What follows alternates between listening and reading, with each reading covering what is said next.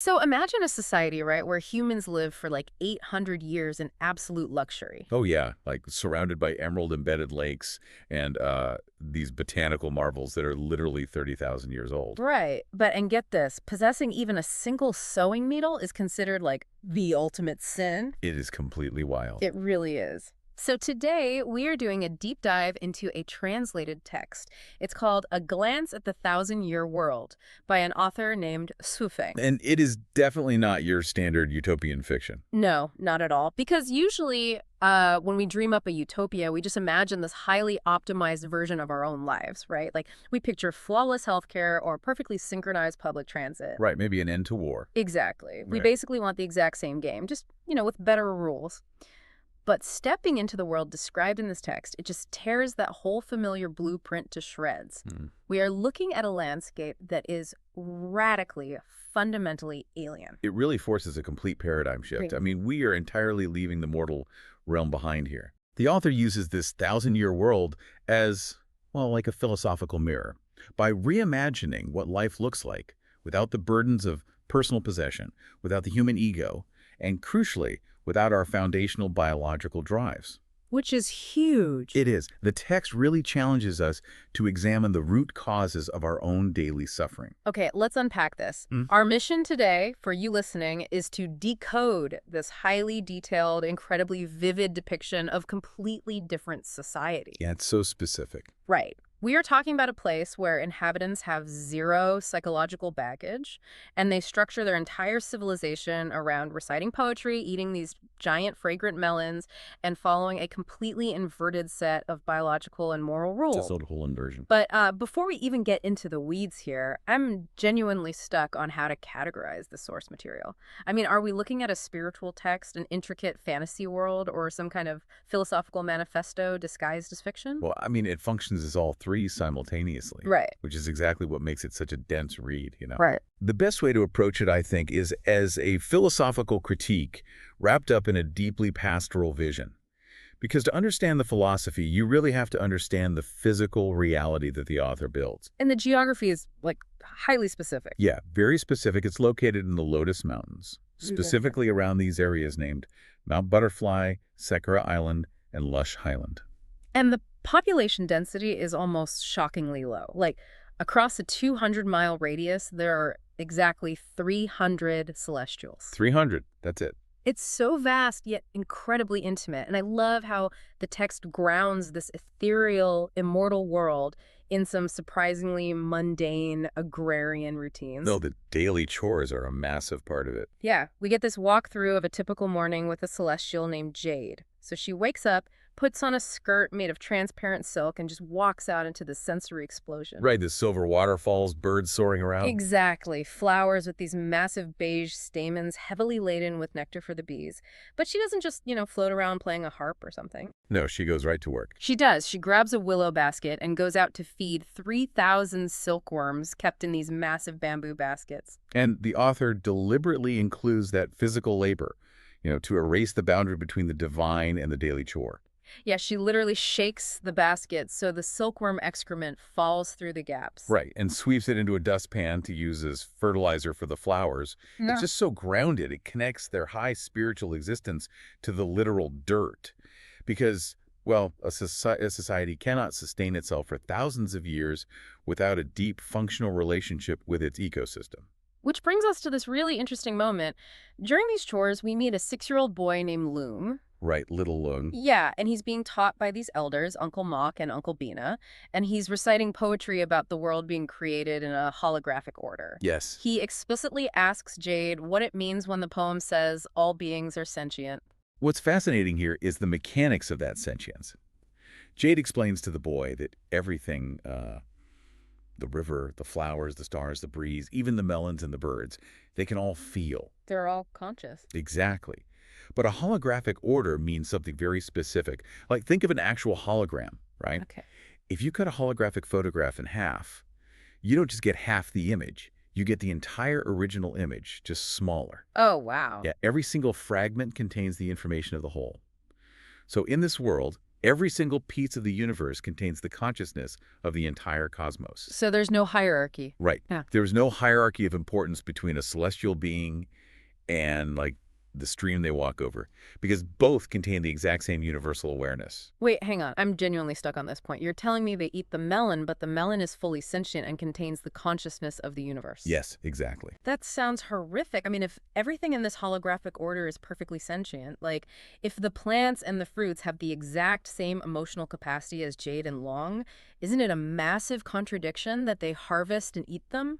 Are they literally eating their conscious neighbors? I mean, it definitely sounds like a paradox to a mortal mind because, well, we equate sentience with the human terror of death. Right. We just assume that if a melon can feel, it must be terrified of being eaten. Mm. But in the logic of the thousand-year world, sentience does not include an ego. Oh, okay. So it doesn't care about itself. Exactly. The melon doesn't possess a selfish desire to cling to its individual temporary form. Being consumed, providing nourishment, and giving joy to the celestials, that's seen as a harmonious fulfillment of its purpose within that holographic order. So it's not violent? Not at all. It is not an act of violence. Yeah. The life force just simply changes shape and continues living within the celestial. That is so wild. I want you, the listener, to just pause and reflect on your own relationship with nature for a second. It really makes you think. Right. Think about your morning routine. How would your day change if you viewed your environment like the water from your tap, the apple you eat, the wind against your window, not as a backdrop or just some disposable resource, but as a fully sentient extension of your own family? It completely reframes the very act of existing. It really does. It demands a level of constant mindfulness. And, if a society operates on this collective consciousness where nothing is separate, it fundamentally changes how they gather and celebrate, too. So absolutely. Which brings us to the Melon Festival. Because this pastoral life isn't just about solitary shores, it is deeply communal. Right. So little Loon runs up to Jade to announce the melons are ripe, and this elder named Ray, who is over 600 years old, by the way, he calls a halt to all societal functioning. Everything just stops. Everything. Building bridges, paving roads, collecting honey, making clothes. It all completely stops for this. And these melons, they were planted from seeds brought from Peach Village 3 years ago. Yeah, it takes 3 full years to grow one crop. And the text claims eating one leaves a taste in your mouth that lasts for 10 days. 10 days. And the location of this festival, it really reveals the sheer scale of their civilization.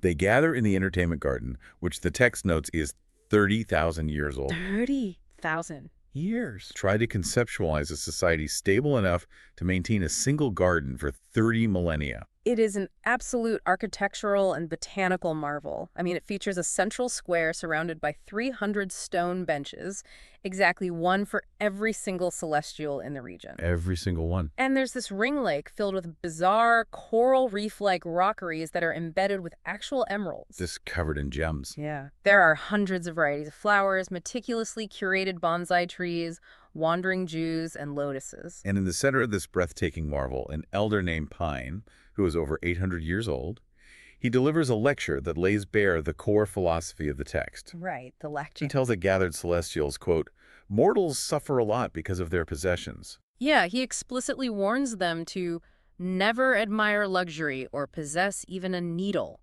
If we connect this to the bigger picture, this is Xu Feng's sharpest critique of human society. The text identifies material possession as the absolute root of the mortal ego, and by extension, all mortal suffering. Yeah. To enter what they call the 10,000-year world, which is like an even higher state of being, they must completely empty their minds of attachment. Here's where it gets really interesting, though, because I am looking at this text and I see a glaring irony here. Oh, I know where you're going with this. Right. Pine is sitting there, preaching against possessing even a single needle, yet they are surrounded by the most elaborate, breathtaking infrastructure imaginable. They have a 30,000-year-old garden with emerald-embedded roofs. It seems completely contradictory. I have to push back here. Isn't that a massive contradiction? They reject human luxury, but they seem to be living in absolute opulence. Well, the distinction the text makes is between communal stewardship and personal ownership. Okay, explain that. So, opulence, in their world, is just a natural byproduct of a society that has worked in harmony for tens of thousands of years. Think of it like staying at a luxury five-star resort. Okay. You can fully enjoy the infinity pool, the manicured grounds, and the incredible architecture for the weekend. But you don't feel jealous or anxious when you hand the room keys back, Hmm. right? Because you never tied your personal identity to owning the hotel. Right. It was just an experience. Exactly. The Celestials treat their entire existence like that. Jade doesn't own the silkworms. No one owns the emeralds. They experience the luxury, but the moment they leave the space, they leave it behind in their minds, too.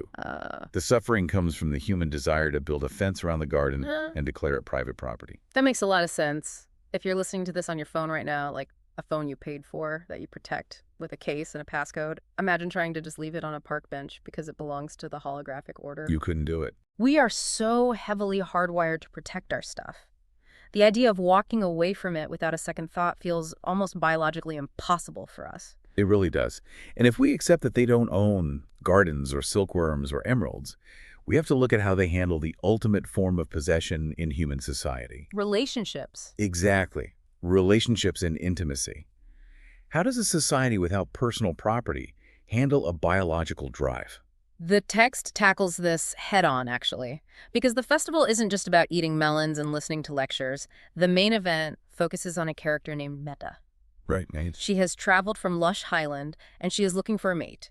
And the way this society handles intimacy completely upends human biology. The physiological differences are incredibly stark, and they're explicitly detailed. Mhm. So celestial women have a menstrual cycle that occurs only once every 3 months. Right. Furthermore, they only enter a state of estrus, which is this period of intense biological desire, maybe 3 or 4 times a year. And the text describes this desire as a reservoir that has been filling up for months. So when the floodgates finally open, it is this uncontrollable, overwhelming physical force. A literal flood. Yeah, a surging wave that simply cannot be resisted by willpower or self-control. But celestial men are entirely different.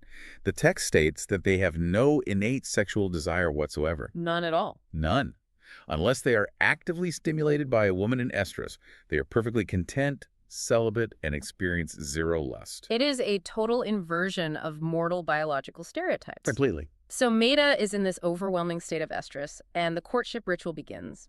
She sits on the shoulders of a celestial named Kin and throws her transparent skirt over his head. Such a specific visual. Very. And meanwhile, all the men surround them performing these dances to show off their strength, and they compete in a public poetry slam to win her favor. The poetry is so wild. It is. They recite these highly stylized verses about Twin Peaks, golden firs, fountains in peace waiting to flow, and creating a rainbow bridge. And, the author built this inverted biology to remove the friction of unrequited love, jealousy, and the power dynamics of pursuit. Right, because there's no ego involved. Exactly. Because Mita's desire is so fast, and the men have no possessive ego, the entire process is communal.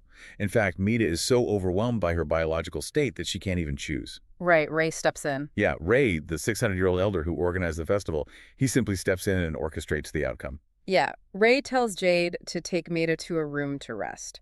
Then Ray privately assigns a sequence of 6 different men to visit Mita's room one after the other. 6 men. 6. Becky sings Raisin, Chiron, Shizuo, and Besong. And it's not a dramatic love triangle or some scandal. It is a highly coordinated logistical schedule designed purely to satisfy a biological imperative. Which is just so pragmatic. It really is. And the source material goes into specific physiological detail about the encounter. It describes the intimacy as an intense, electric shock-like energy transfer. And this is only made possible because these beings have zero disease and completely optimized physical form. Yeah. But interestingly, the author eventually stops describing the encounter. Xu Feng explicitly states that the specifics become something mortals cannot morally bear, and literally omits the rest of the details. This cuts it off. Yeah, and this raises an important question about how biology dictates morality. Because in our mortal world, human sexuality is inextricably tangled up with possessiveness, shame, emotional insecurity, and just this deep fear of abandonment. Oh, totally. But because the Celestials have zero emotional distress, and the men only experience desire when functionally required by a woman's estrus, their sexual ethics are purely functional. Right. There's absolutely no concept of infidelity. And we see this lack of shame later in the festival, right? When everyone moves on to guessing riddles in the garden. Oh, the riddles. Yeah. A character named Joven stands up and tells a riddle about a unique cave dripping water when stirred by a peak. Very subtle. Right. It is an incredibly explicit, blatant sexual joke. And the crowd doesn't gasp or blush.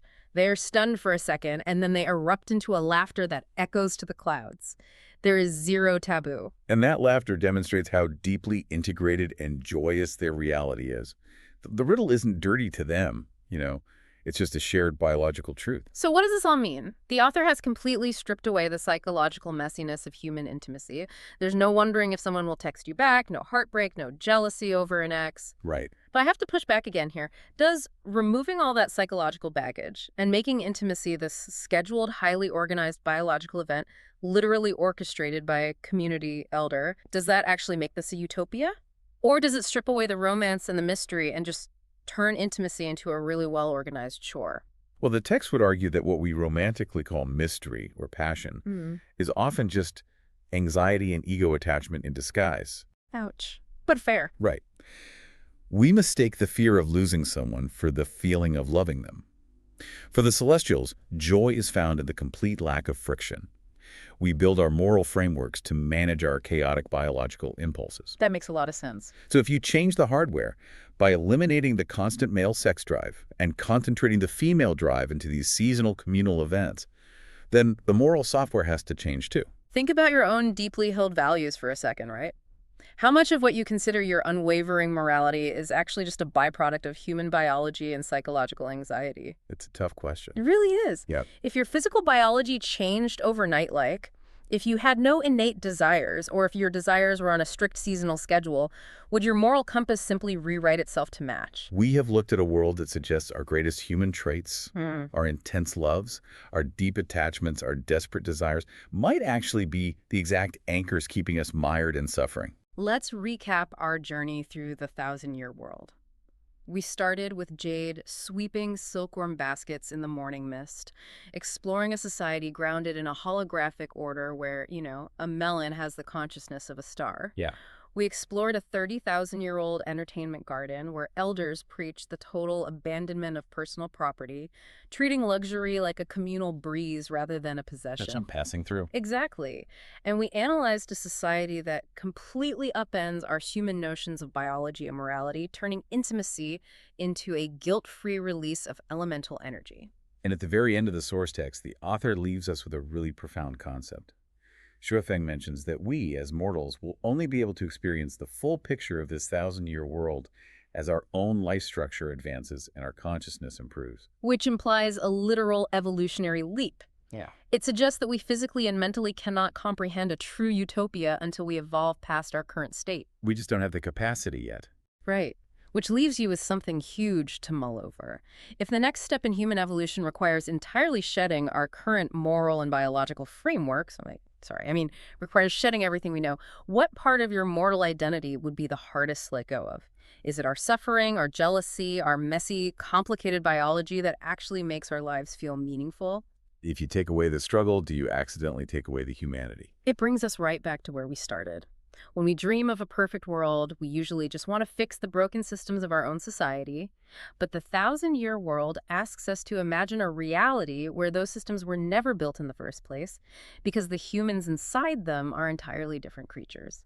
Thanks for joining us on this deep dive. Keep questioning the blueprint.